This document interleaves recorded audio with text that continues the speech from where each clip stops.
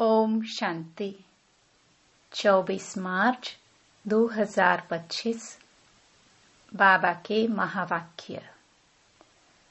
मीठे बच्चे, यह ज्ञान तुम्हें शीतल बनाता है। इस ज्ञान से काम क्रोध की आग खत्म हो जाती है। भक्ति से वह आग खत्म नहीं होती। प्रश्न: याद में मुख्य मेहनत कौन सी है? उत्तर: बाप की याद में बैठते समय देह भी याद न आए। आत्म अभिमानी बन बाप को याद करो। यही मेहनत है। इसमें ही विघ्न पड़ता है, क्योंकि आधा कल्प देह अभिमानी रहे हो। भक्ति माना ही देह की याद। ओम शांति। तुम बच्चे जानते हो, याद के लिए एकांत की बहुत जरूरत है। जितना तुम एकांत व शांत में बाप की याद में रह सकते हो, उतना झुंड में नहीं रह सकते हो। स्कूल में भी बच्चे पढ़ते हैं तो एकांत में जाकर स्टडी करते हैं। इसमें भी एकांत चाहिए। घूमने जाते हो तो उसमें भी याद की यात्रा मुख्य है। पढ़ाई तो बिल्कुल सहज है, क्योंकि आधा कल्प माया का राज्य आने से ही तुम देह अभिमानी बनते हो। पहला शत्रु है देह अभिमान। बाप को याद करने के बदले देह को याद कर लेते हैं। इसको देह का अहंकार कहा जाता है। यहाँ तुम बच्चों को कहा जाता है आत्म अभिमानी बनो। इसमें ही मेहनत लगती है। अब भक्ति तो छूटी। भक्ति होती ही है शरीर के साथ। तीर्थों आदि पर शरीर को ले जाना पड़ता है। दर्शन करना है, यह करना है, शरीर को जाना पड़े। यहाँ तुमको यही चिंतन करना है कि हम आत्मा हैं। हमको परमपिता परमात्मा बाप को याद करना है। बस जितना याद करेंगे तो पाप कट जाएंगे। भक्ति मार्ग में तो कभी पाप कटते नहीं हैं। कोई बूढ़े आदि होते हैं तो अंदर में यह वहम होता है, हम भक्ति नहीं करेंगे तो नुकसान होगा, नास्तिक बन जाएंगे। भक्ति की जैसे आग लगी हुई है और ज्ञान में है शीतलता। इसमें काम क्रोध की आग खत्म हो जाती है। भक्ति मार्ग में मनुष्य कितनी भावना रखते हैं, मेहनत करते हैं। समझो बद्रीनाथ पर गए, मूर्ति का साक्षात्कार हुआ, फिर क्या? झट भावना बन जाती है। फिर बद्रीनाथ के सिवाय और कोई की याद बुद्धि में नहीं रहती। आगे तो पैदल जाते थे। बाप कहते हैं, मैं अल्पकाल के लिए मनोकामना पूरी कर देता हूँ, साक्षात्कार कराता हूँ। बाकी मैं इनसे मिलता नहीं हूँ। मेरे बिगर वर्षा थोड़ी मिलेगा। वर्षा तो तुमको मेरे से ही मिलना है ना। यह तो सभी देहधारी हैं। वर्षा एक ही बाप रचता से मिलता है। बाकी जो भी है जड़ अथवा चैतन्य, वह सारी है रचना। रचना से कभी वर्षा मिल न सके। पतित पावन एक ही बाप है। कुमारियों को तो संग दोष से बहुत बचना है। बाप कहते हैं, इस पतित पने से तुम आदि मध्य अंत दुख पाते हो। अभी सब हैं पतित, तुम्हें अभी पावन बनना है। निराकार बाप ही आकर तुमको पढ़ाते हैं। ऐसे कभी नहीं समझो कि ब्रह्मा पढ़ाते हैं। सबकी बुद्धि शिव बाबा तरफ रहनी चाहिए। शिव बाबा इन द्वारा पढ़ाते हैं। तुम दादियों को भी पढ़ाने वाला शिव बाबा है। उनकी क्या खातिरी करेंगे? तुम शिव बाबा के लिए अंगूर आम ले आते हो। शिव बाबा कहते हैं, मैं तो अभोक्ता हूँ, तुम बच्चों के लिए ही सब कुछ है। भक्तों ने भोग लगाया और बांट कर खाया, मैं थोड़े ही खाता हूँ। बाप कहते हैं, मैं तो आता ही हूँ तुम बच्चों को पढ़ाकर पावन बनाने।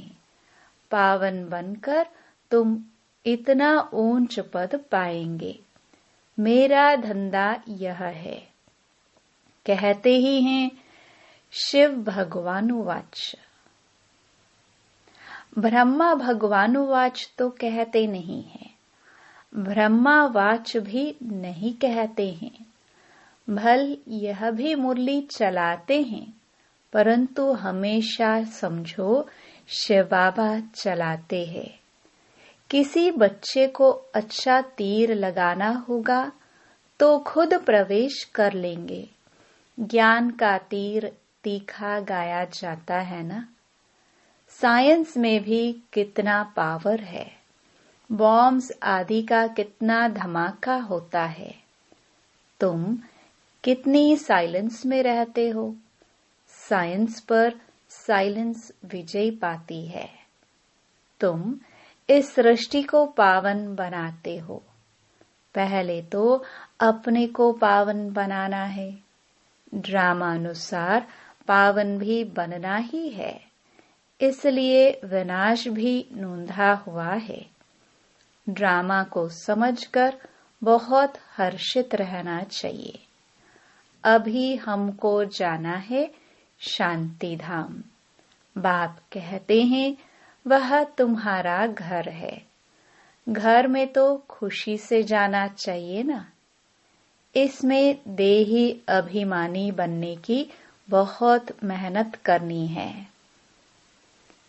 इस याद की यात्रा पर ही बाबा बहुत जोर देते हैं। इसमें ही मेहनत है। बाप पूछते हैं, चलते फिरते याद करना सहज है या एक जगह बैठकर याद करना सहज है? भक्ति मार्ग में भी कितनी माला फेरते हैं, राम राम जपते रहते हैं, फायदा तो कुछ भी नहीं। बाप तो तुम बच्चों को बिल्कुल सहज युक्ति बतलाते हैं। भोजन बनाओ, कुछ भी करो, बाप को याद करो। भक्ति मार्ग में श्रीनाथ द्वारे में भोग बनाते हैं, मुंह को पट्टी बांध देते हैं, जरा भी आवाज न हो। वह है भक्ति मार्ग। तुमको तो बाप को याद करना है। वो लोग इतना भोग लगाते हैं, फिर वह कोई खाते थोड़े ही है। पंडे लोगों के कुटुंब होते हैं, वह खाते हैं। तुम यहाँ जानते हो, हमको शिव बाबा पढ़ाते हैं। भविष्य में थोड़े यह समझते हैं कि हमको शिव बाबा पढ़ाते हैं। भल शिव पुराण बनाया है, परंतु उनमें शिव पार्वती, शिव शंकर सब मिला दिया है। वह पढ़ने से कोई फायदा नहीं होता है। हरेक को अपना शास्त्र पढ़ना चाहिए। भारतवासियों की है एक गीता, क्रिश्चियन का बाइबल एक होता है। देवी देवता धर्म का शास्त्र है गीता, उसमें ही नॉलेज है। नॉलेज ही पढ़ी जाती है। तुमको तो नॉलेज पढ़नी है। लड़ाई आदि की बातें जिन किताबों में है, उससे तुम्हारा कोई काम ही नहीं है। हम हैं योग बल वाले, फिर बाहुबल वालों की कहानियां क्यों सुने? तुम्हारी वास्तव में लड़ाई है नहीं। तुम योग बल से 5 विकारों पर जीत पाते हो।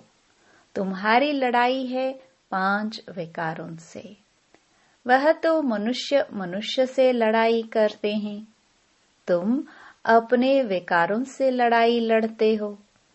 यह बातें सन्यासी आदि समझा न सके।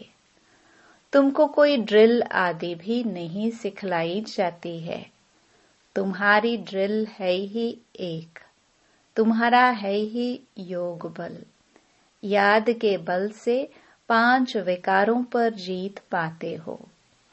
यह 5 विकार दुश्मन हैं। उनमें भी नंबर 1 है देह अभिमान। बाप कहते हैं, तुम तो आत्मा हो ना। तुम आत्मा आती हो, आकर गर्भ में प्रवेश करती हो। मैं तो इस शरीर में विराजमान हुआ हूँ। मैं कोई गर्भ में तोड़े ही जाता हूँ। सतयुग में तुम गर्भ महल में रहते हो, फिर रावण राज्य में गर्भ जेल में जाते हो। मैं तो प्रवेश करता हूँ। इसको दिव्य जन्म कहा जाता है।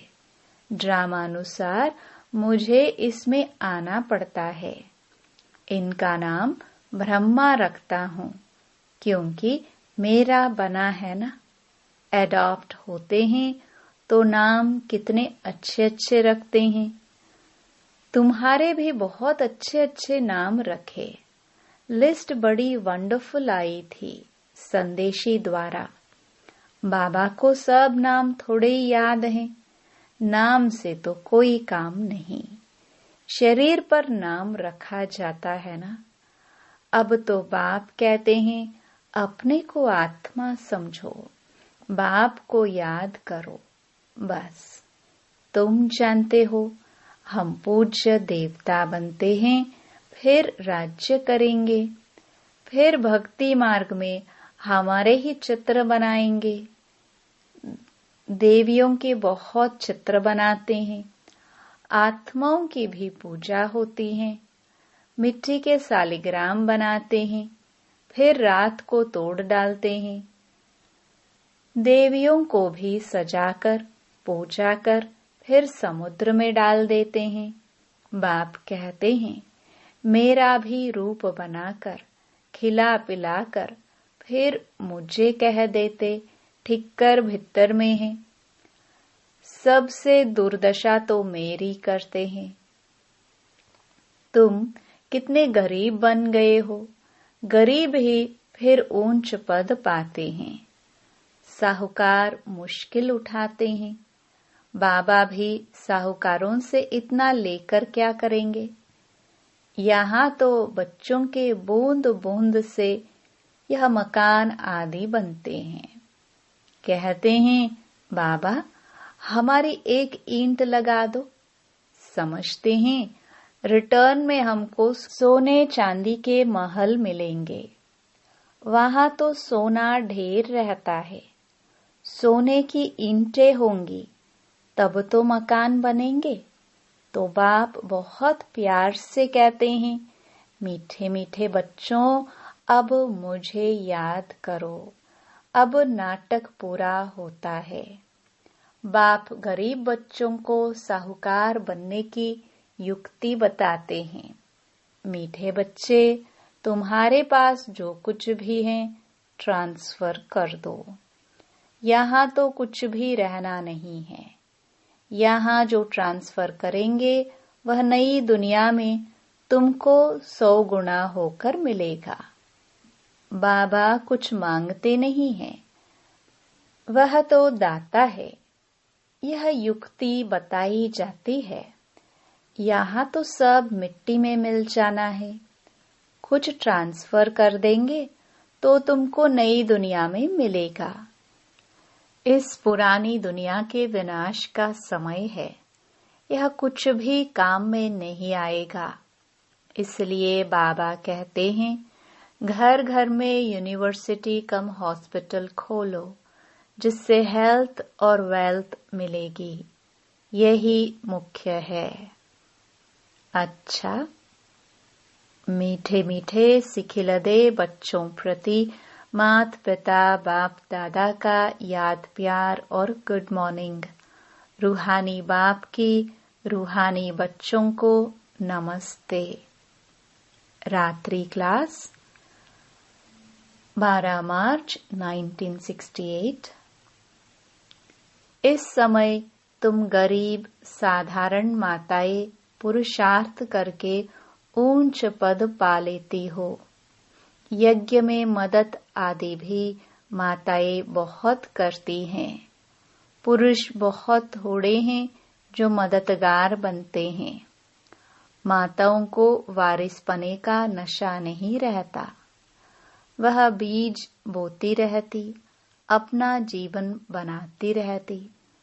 तुम्हारा ज्ञान है यथार्थ, बाकी है भक्ति। रूहानी बाप ही आकर ज्ञान देते हैं। बाप को समझे तो बाप से वर्षा जरूर लेवे।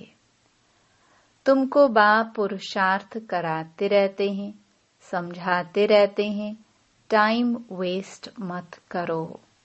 बाप जानते हैं कोई अच्छे पुरुषार्थी है, कोई मीडियम, कोई थर्ड। बाबा से पूछे तो बाबा झट बता दे, तुम फर्स्ट हो या सेकंड हो या थर्ड हो। किसको ज्ञान नहीं देते हो तो थर्ड क्लास ठहरे। सबूत नहीं देते तो बाप जरूर कहेंगे ना। भगवान आकर जो ज्ञान सिखलाते हैं वो फिर प्रायलोप हो जाता है। यह किसको भी पता नहीं है। ड्रामा के प्लान अनुसार यह भक्ति मार्ग है। इनसे कोई मुझे प्राप्त नहीं कर सकता। सत्युग में कोई जा नहीं सकता। अभी तुम बच्चे पुरुषार्थ कर रहे हो।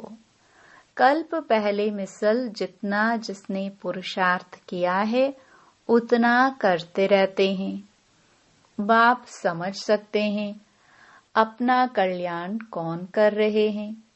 बाप तो कहेंगे रोज इन लक्ष्मी नारायण के चित्र के आगे आकर बैठो। बाबा आपकी श्रीमत पर यह वर्षा हम जरूर लेंगे। आप सामान बनाने की सर्विस का शौक जरूर चाहिए।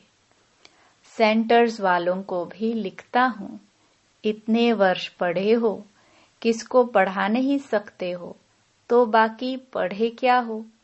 बच्चों की उन्नति तो करनी चाहिए ना। बुद्धि में सारा दिन सर्विस के ख्याल चलने चाहिए। तुम वानप्रस्थी हो ना। वानप्रस्थियों के भी आश्रम होते हैं। वानप्रस्थियों के पास जाना चाहिए। मरने के पहले लक्ष्य तो बता दो। वाणी से परे तुम्हारी आत्मा जाएगी कैसे। पतित आत्मा तो जा ना सके। भगवानुवाच मामेकम याद करो तो तुम वानप्रस्थ में चले जाएंगे।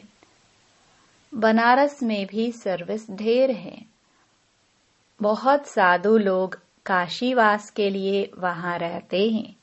सारा दिन कहते रहते हैं शिव काशी विश्वनाथ गंगा। तुम्हारे अंदर में सदैव खुशी की ताली बजती रहनी चाहिए। स्टूडेंट हो ना, सर्विस भी करते हैं, पढ़ते भी हैं। बाप को याद करना है, वर्षा लेना है। हम अब शिव बाबा के पास आते हैं।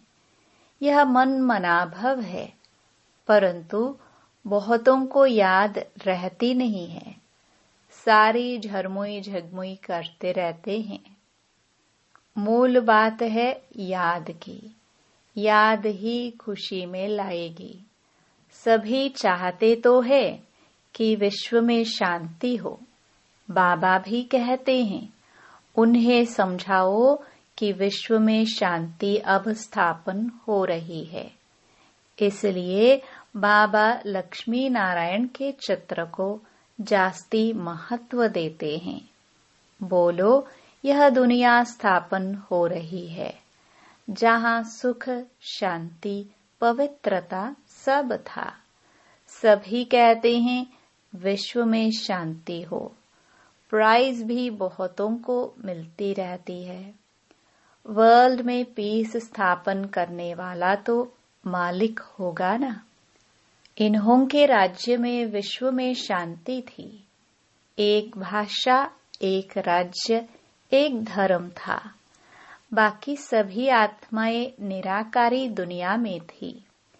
ऐसी दुनिया किसने स्थापन की थी? पीस किसने स्थापन की थी? फॉरेनर्स भी समझेंगे यह पैराडाइज था, इन्हों का राज्य था। वर्ल्ड में पीस तो अब स्थापन हो रही है। बाबा ने समझाया था, प्रभात फेरी में भी यह लक्ष्मी नारायण का चित्र निकालो। जो सभी के कानों में आवाज पड़े कि यह राज्य स्थापन हो रहा है। नरक का विनाश सामने खड़ा है। यह तो जानते हैं, ड्रामानुसार शायद देरी है। बड़ों बड़ों के तकदीर में अभी नहीं है। फिर भी बाबा पुरुषार्थ कराते रहते हैं। ड्रामानुसार सर्विस चल रही है। अच्छा, गुड नाइट। धारणा के लिए मुख्य सार। पहला, संग दोष से अपनी बहुत बहुत संभाल करनी है। कभी पतितों के संग में नहीं आना है। साइलेंस बल से इस सृष्टि को पावन बनाने की सेवा करनी है। दूसरा, ड्रामा को अच्छी तरह समझकर हर्षित रहना है। अपना सब कुछ नई दुनिया के लिए ट्रांसफर करना है। वरदान, बाप द्वारा सफलता का तिलक प्राप्त करने वाले सदा आज्ञाकारी दिल तख्त नशीन भव। भाग्य विधाता बाप रोज अमृत वेले अपने आज्ञाकारी बच्चों को सफलता का तिलक लगाते हैं। आज्ञाकारी ब्राह्मण बच्चे कभी मेहनत व मुश्किल शब्द मुख से तो क्या, संकल्प में भी नहीं ला सकते हैं। वह सहज योगी बन जाते हैं। इसलिए कभी भी दिल शिकस्त नहीं बनो, लेकिन सदा दिल तख्त नशीन बनो। रहम दिल बनो। अहम भाव और वहम भाव को समाप्त करो। स्लोगन, विश्व परिवर्तन की डेट नहीं सोचो, स्वयं के परिवर्तन की घड़ी निश्चित करो। अव्यक्त इशारे, सत्यता और सभ्यता रूपी कल्चर को अपनाओ। जो प्योरिटी की पर्सनालिटी से संपन्न रॉयल आत्माएं हैं, उन्हें सभ्यता की देवी कहा जाता है। उनमें क्रोध विकार की इम्प्योरिटी भी नहीं हो सकती। क्रोध का सूक्ष्म रूप ईर्ष्या, द्वेष, घृणा भी अगर अंदर में है तो वह भी अग्नि है, तो अंदर ही अंदर जलाती है। बाहर से लाल पीला नहीं होता, लेकिन काला होता है। तो अब इस कालेपन को समाप्त कर सच्ची और साफ बनो। ओम शांति।